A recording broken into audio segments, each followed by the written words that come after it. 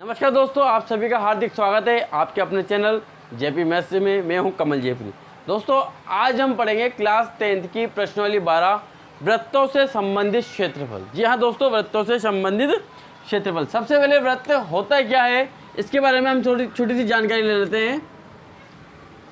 दोस्तों, कोई केंद्र मानकर और निश्चित दूरी से जो हम एक वृत्त खींचते हैं उसको कहते हैं वृत्त। एक निश्चित दूरी को जो कहते हैं दोस्तों, इसको कहते हैं त्रिज्या। क्या कहते हैं? जिसको आर से प्रदर्शित करते हैं। दोस्तों, केंद्र से जो ये यहाँ तक की जो दूरी होती है वह त्रिज्या होती है, और केंद्र से यहाँ तक की दूरी यानी पूरी केंद्र से एक सीधी लाइन जाती है उसको कहते हैं व्यास। क्या कहते हैं? व्यास। व्यास को कहते हैं 2r। इसको हिंदी में कहते हैं व्यास और उसको कहते हैं 2r। यानी कि जो त्रिज्या होती है वो व्यास की आधी होती है, या हम यूँ कह सकते हैं कि त्रिज्या का दुगना व्यास कहलाता है। ठीक है दोस्तों, इससे संबंधित कुछ क्षेत्रफल के सूत्र होते हैं। जैसे कि वृत्त का क्षेत्रफल का जो सूत्र होता है दोस्तों, वो होता है पाई आर का स्क्वायर। पाई का मान दोस्तों आपको यदि बुक में दे दे तो वो लिखना है, अन्यथा इसका मान 22/7 होता है, या कभी कभी 3.14 भी दे देते हैं। ठीक है दोस्तों, यदि आपको बुक में 3.14 की कहे तभी आपको ये लिखना, बाकी आपको हर टाइम 22/7 का ही यूज़ करना है। आगे यदि हम देखें वृत्त की परिधि,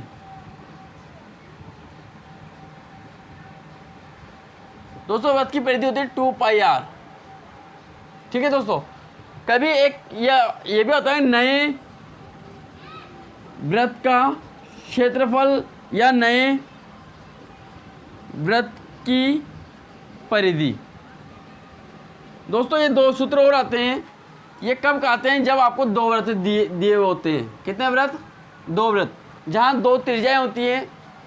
ठीक है, तब नए वृत्त का क्षेत्रफल का सूत्र क्या होता है? पाई r1 का स्क्वायर माइनस पाई r2 का स्क्वायर, या आप इसको इस प्रकार से लिख सकते हैं, पाई r1 का स्क्वायर माइनस r2 का स्क्वायर। ठीक है दोस्तों, नए वृत्त की परिधि का सूत्र होता है ऐसे तो 2πr होता है, लेकिन जब दो वृत्त दे रखे हो तब 2πr1 का माइनस 2πr2। ठीक है, इसको इस प्रकार से भी लिख सकते हैं, 2πr1 माइनस r2। दोस्तों, ये वाले दोनों सूत्र कब लगते हैं? जब आपको दो वृत्त दे रखे हो, दो त्रिज्याएं दे रखी हो, तब आपको ये वाला सूत्र का प्रयोग करना है। बाकी ये टोटल हो गए 4 सूत्र, आप लिख लीजिए क्योंकि ये बहुत काम आएंगे। ठीक है दोस्तों, बहुत काम आने वाले सूत्र हैं। अब हम बात करते हैं सवाल की। प्रश्नावली जो 12 है, वृत्तों से संबंधित क्षेत्रफल के सवाल है। हम इन सवाल को करते हैं। पहला सवाल है, पहला सवाल क्या है दोस्तों कि दो वृत्तों की त्रिज्याएं क्रमशः 19 और 9 सेंटीमीटर दे रखी है। अब दो वृत्तों की त्रिज्या दे रखी है तो एक को r1 मान लेते हैं, एक को r2 मान लेते हैं। ध्यान देखिए, r1 हमें दे रखा है 19 सेंटीमीटर और r2 हमें दे रखा है 9 सेंटीमीटर। ठीक है दोस्तों, हमें मूल त्रिज्या ज्ञात करनी है। क्या ज्ञात करनी है? उस वृत्त की त्रिज्या ज्ञात करनी है जिसकी परिधि इन दोनों वृत्त की परिधियों के योग के बराबर है। तो नए वृत्त की परिधि, नए वृत्त की परिधि किसके बराबर है? दोनों वृत्तों की परिधियों के योग के। ठीक है, दोनों वृत्तों की परिधियों के योग के। तो यानी प्रथम वृत्त का क्षेत्र परिधि प्लस द्वितीय वृत्त की परिधि, यानी दोनों वृत्त की परिधि। ठीक है ना, यानी क्या होगा? 2πr1 plus 2πr2। ठीक है दोस्तों, नए वृत्त की परिधि क्या कहलाएगी? 2πr। यहाँ से देखो 2π कॉमन आ रहा है तो r1 प्लस r2 हो जाएगा। 2π से 2π कैंसिल, तो r बराबर हो जाएगा r1 प्लस r2। r बराबर r1 कितना है? 19 और r2 कितना है? 9। तो r बराबर आ गया दोस्तों 28 सेंटीमीटर। ठीक है दोस्तों, बहुत इजी सवाल है, इतने ज़्यादा कठिन सवाल नहीं है। आप केवल इनके जो क्वेश्चन दे रखे हैं उनको एक बार समझ लीजिए, बहुत आसान तरीके से आप इन सवालों को कर पाओगे। क्वेश्चन नंबर 2 देखिए दोस्तों, आप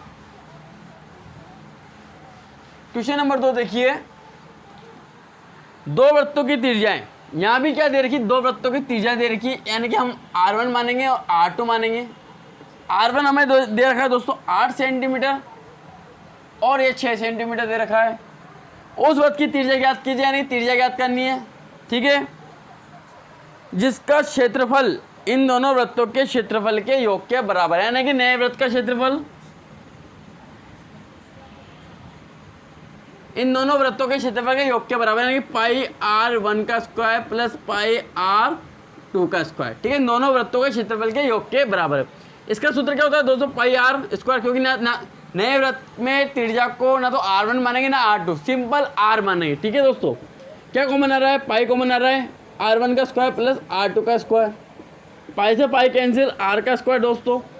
अब R1 कितना दे रखा, हमें 8 का स्क्वायर करेंगे प्लस यहाँ करेंगे 6 का स्क्वायर, 8 × 64 प्लस 6 36 और R का स्क्वायर दोस्तों हो गया 100, यानी कि हमारे जो R स्क्वायर बराबर 100 आया है, तो R बराबर कितना आएगा दोस्तों 10 सेंटीमीटर। और 10 सेंटीमीटर क्यों आया, क्योंकि ये जो है स्क्वायर ये इधर जाएगा, ये मैं बताता हूँ, आंसर तो यहाँ आ गया दोस्तों, मैं इसका क्लियर कर देता हूँ।